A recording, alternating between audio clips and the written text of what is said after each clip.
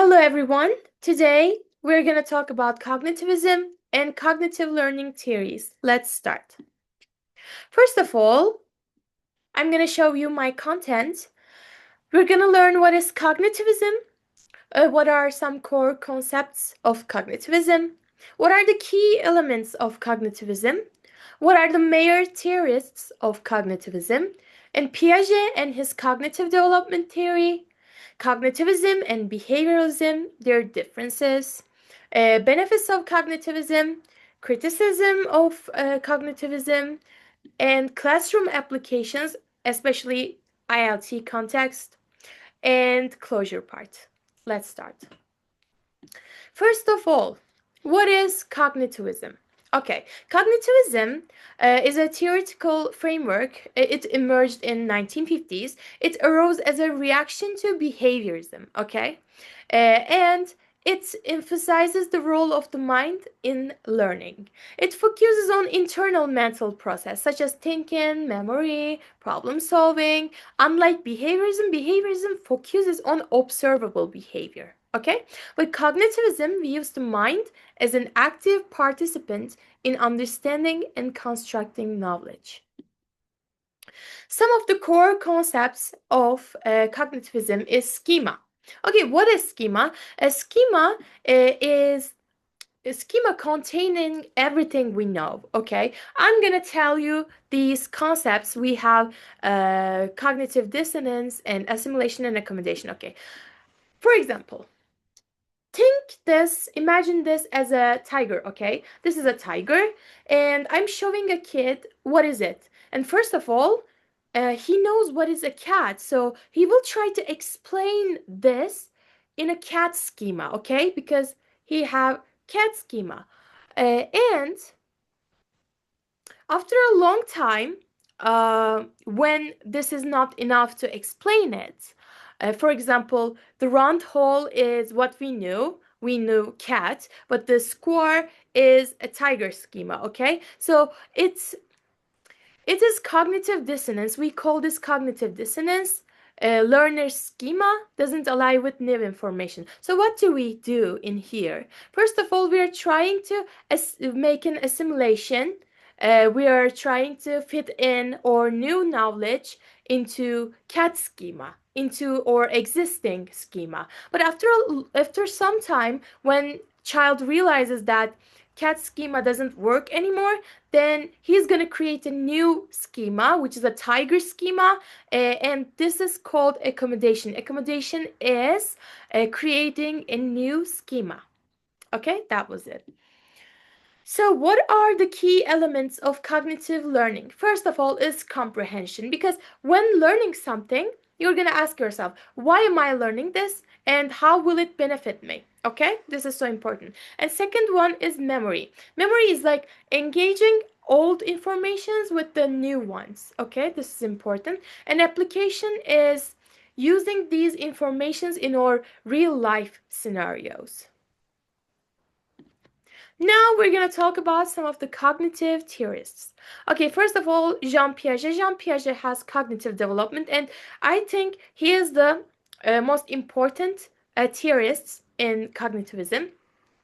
He showed that children are not mini adults, and children actually thinking fundamentally differently than adults. It's important. We're gonna talk about him in the next page. And Brunner's theory includes a three-step. First of all, is inactive representation. It's basically like learning through actions. Like a child learns by doing, experiencing. And iconic representation is learning through images and visual models. Okay, and symbolic representation is learning through language and symbols. Basically, he's saying that teacher should guide the children, but child should discover the information by themselves. Okay, and Lev Vygotsky has a sociocultural theory. He's basically saying that learning happens through social interaction and cultural context. And Noam Chomsky has universal grammar. He is saying that every language has common constructors, and when we born, we already know this structures. And he's saying that humans are born with an innate ability for language learning. And Albert Bandura has social learning theory. He explains that learning occurs through observation, imitation, and modeling. For example, a child can learn something by imitating their adults or the people around them. Yeah, that was it. Now we're going to talk about Piaget. Piaget is a Swiss psychologist and a pioneer of genetic epistemology, the study of the origins and development of knowledge. He is best known for what, of course, cognitive development theory, which transformed how we understand children's thinking. Before, children were often seen as mini adults, but he said children think fundamentally different ways than adults. Now we're gonna look at his key contributions. Of course, his key contribution is cognitive development and schemas and genetic epistemology. And his impact on education is what? He's saying that a child should explore and discover knowledge by themselves, okay? And he emphasized problem-solving approaches, not memorization. Not memorization. We're not using memorization. And he recommended that teaching strategies should align with the children's stage. Okay, this is important because we're gonna look at those stages. Every children in different age groups thinks differently, so our teaching strategies should match with them. Otherwise, it won't mean a thing. So now we're going to look at Piaget's work and influence and legacy. Piaget's works, of course, affected a lot of departments such as education, sociology, psychology, and he inspired psychologists like Howard Gardner. He has multiple intelligence theory, and Robert Sternberg, a triarchic theory of intelligence. And Piaget stressed that learning is an active, constructive process, and that education should develop children's ability to think independently, not just repeat information. Children should develop thinking ability to think independently. Now we have Piaget's stages of cognitive development. First of all is birth to 2 years, sensory motor stage, and 2 to 7 years, preparational stage, and 7 to 11 years, concrete operational stage, and 12 years and up, formal operational stage. Okay, first of all is birth to 2 years, sensory motor stage. Now we have object permanence in here. It's important. It's basically like I have this and a baby is in front of me and I am doing this. So when I cover the toy with a pillow, a baby will immediately think that this is not this doesn't exist anymore, okay? She or he won't bother to look for the toy because in his or her brain this toy disappeared.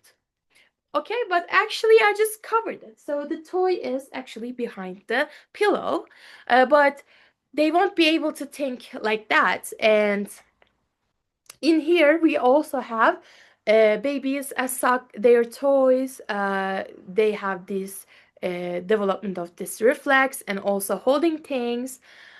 Yeah, this stage is like that. And in this stage we have animism and egocentrism. These are important. 2 to 7 years, preparational stage. What is animism? I'm gonna explain it with this kitty again. Okay, so animism is basically like talking with toys and objects as if they are alive. Okay. So, for example, when a child accidentally dropped his toy, he was like, "Oh, sorry, did it hurt?" No, it didn't hurt because it's not alive. But he's gonna talk with their toys as if they're alive, as if they can actually hurt, as if they can actually feel, as if toys actually have feelings. This is animism. And children are doing this mostly while they're playing with their toys. Yeah, this type of thing. And we have egocentrism. So what is egocentrism? Egocentrism is children perceives the world through their eyes, their perspectives, their thoughts and feelings, not from others. They cannot perceive the world from another person's perspective. This is egocentrism. Yeah. And in this stage, children are still lacks logical reasoning and uses symbols. So 7 to 11 years, we have concrete operational stage. Okay, what is concrete operational stage? We have conservations in here. For example, you see the picture over here. It's like we have two equal amount of water. And we are taking one of them and pouring into a taller cup. But the amount of water didn't change, okay? It's still the same. And then we are asking the child, okay, which one has the most water? And in this stage, children are able to say two of them are the same.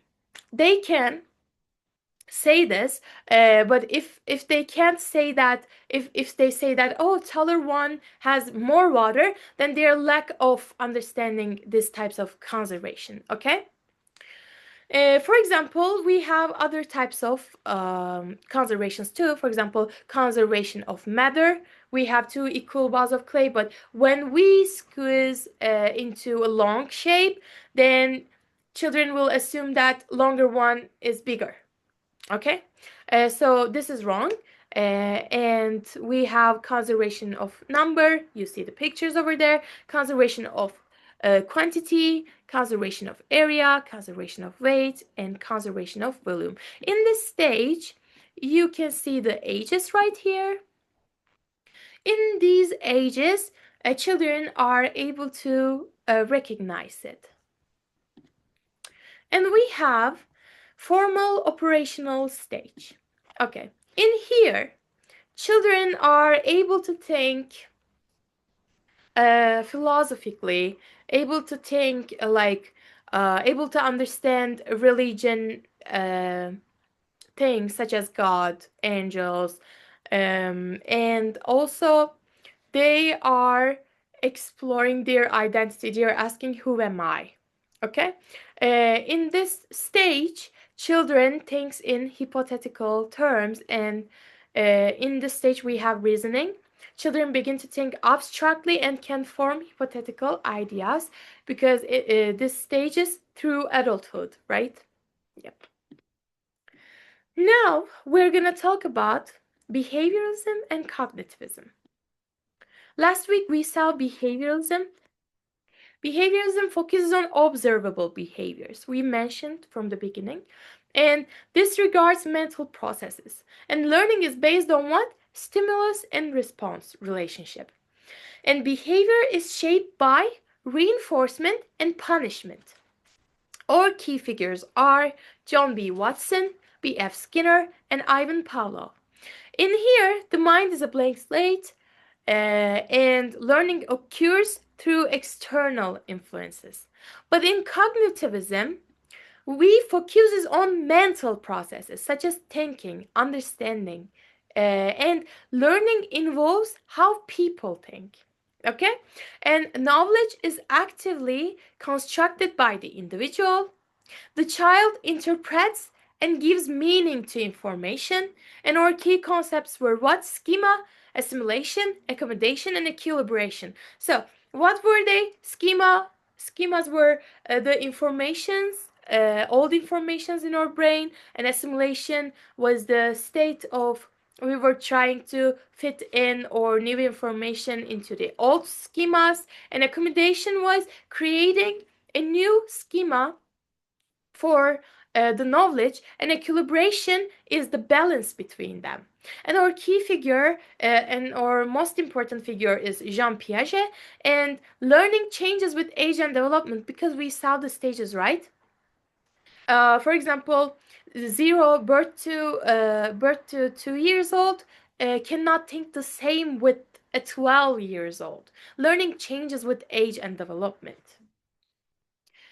Now we have the benefits of cognitive learning theory.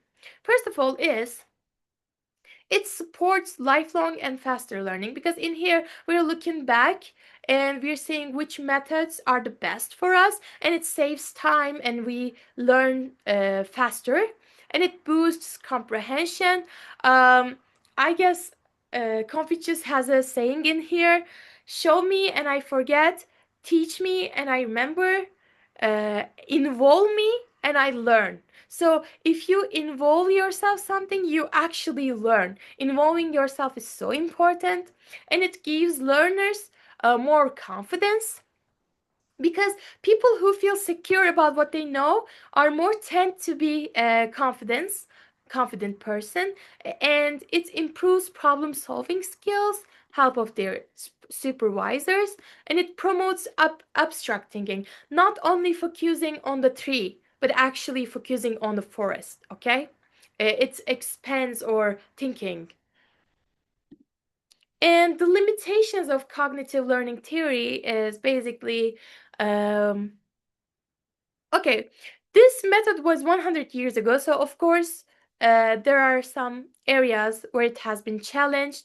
For example, um, limited scope. Like it overlooks social and cultural factors and not fully addressing motivation and emotions. It's missing motivation, and we all are different, failing to consider individual differences in this method, and hard to quantify. We can't, unfortunately, we can't observe this. Um, it's difficult to observe. So these are some of the things this method is lacked. Okay. Now, how can we apply cognitive theory in the school environment? Okay, I love this part. In here, teacher is not a transmitter of knowledge, but is a guide who helps students to construct meaning. First of all, managing attention and ensuring focus. For example, while starting to tell or a lesson, we should start with a question. We should grab their attention, okay? With a story, maybe with a question, with a visual, but it should attract their attentions because we are trying to get their focus on us, okay? And supporting the information processing is like we need to present our information in a clear, planned, and structured manner. Using maps, maybe, or organizers can help in here. And strengthening a memory process, it's to transform the information into a long-term memory. We should compare. We should make students compare the old information with the new ones, and also give them some situations where we can apply this information into real life scenarios. Okay. And fourth one is teaching metacognitive strategies. What is metacognitivism? It's basically like thinking about thinking. For example, we should make students take notes while studying which method was effective for me, which what were the things I didn't understand.